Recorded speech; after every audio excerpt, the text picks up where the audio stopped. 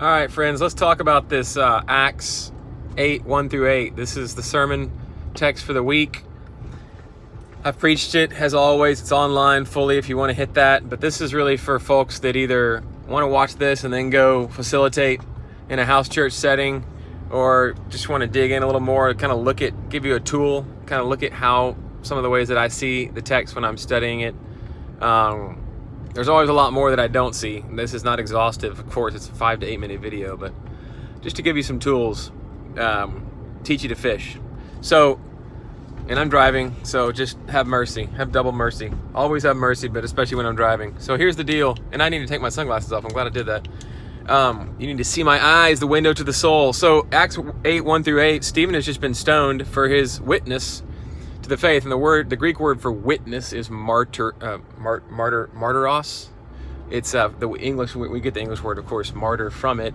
The witness, martyros, the Greek word, doesn't mean martyr, the English word today, but witnesses for Christ became martyrs typically, often.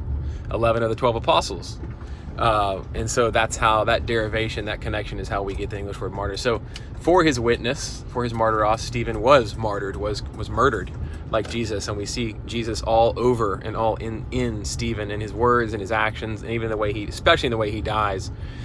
And so there's one way you could see sort of this text kind of looking back at the end of Acts 7, and then what comes out of it in Acts 8 is Saul ravaging the church. It's the first verse, Acts 8:1.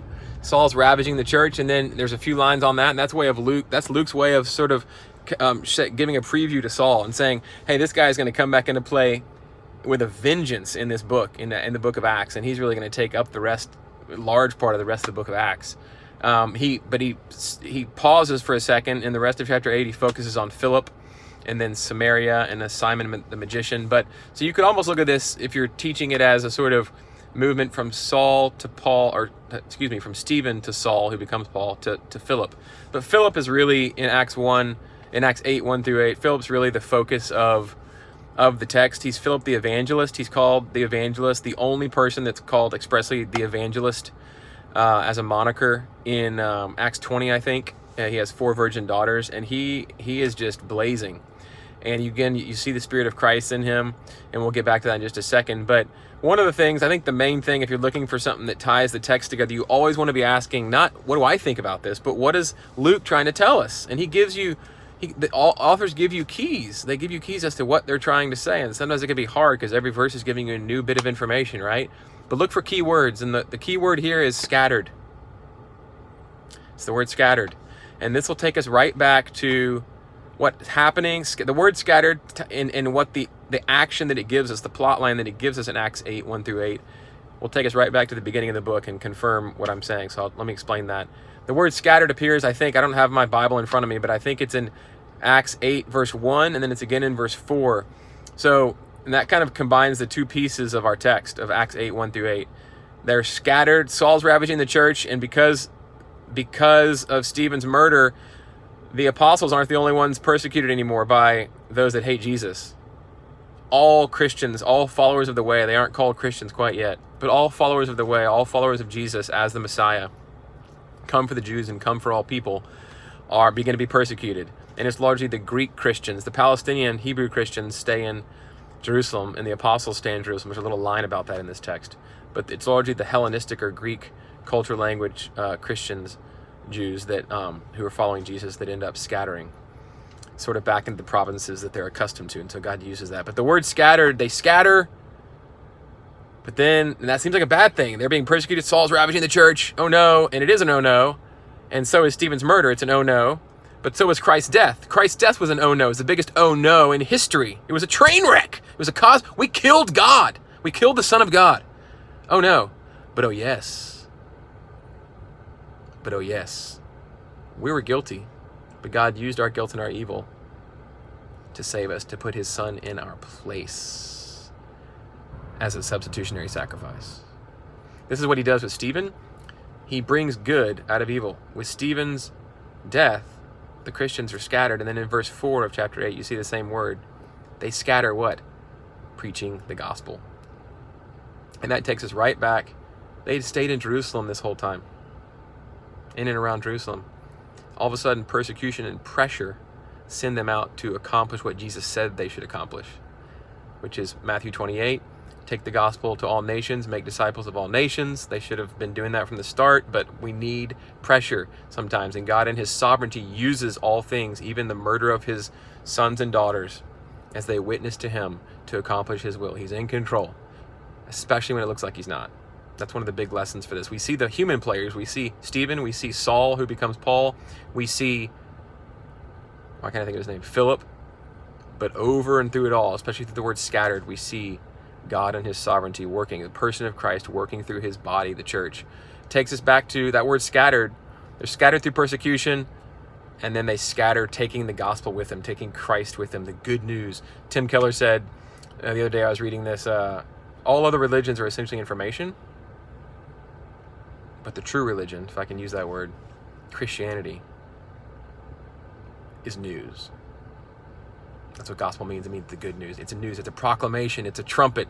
Guess what God has done? He has made a way where there was no way.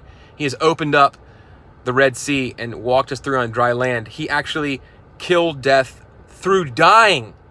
Through death, he has made a way to life. He has brought water out of the rock.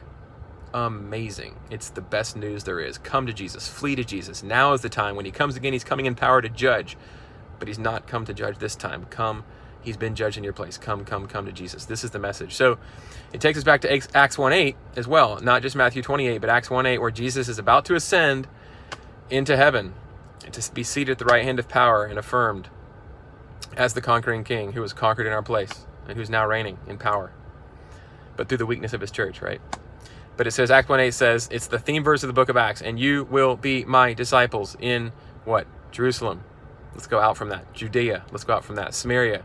And let's go out from that to the ends of the earth.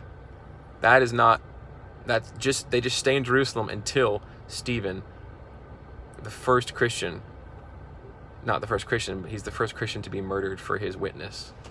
He's a martyr.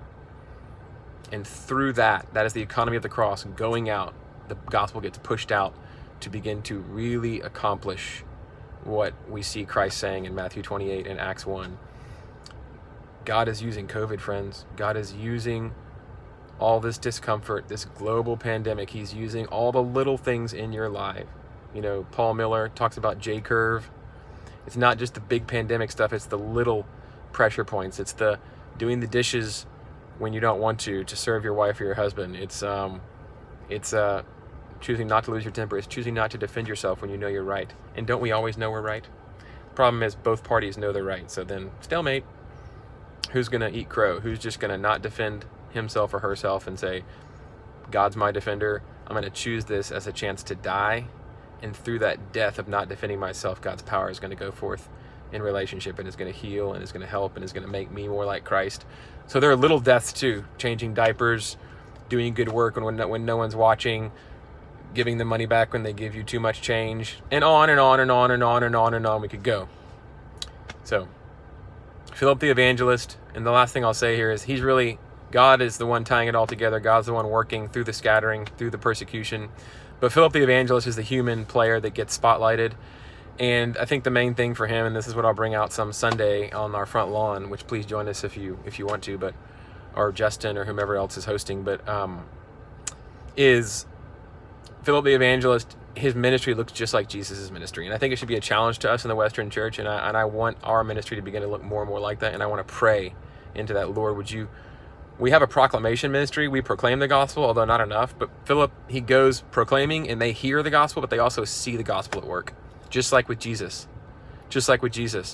And so he's doing signs and wonders. He's healing. Lepers are being healed. Cripples are being healed. Demons are coming out of people. Hey, messy.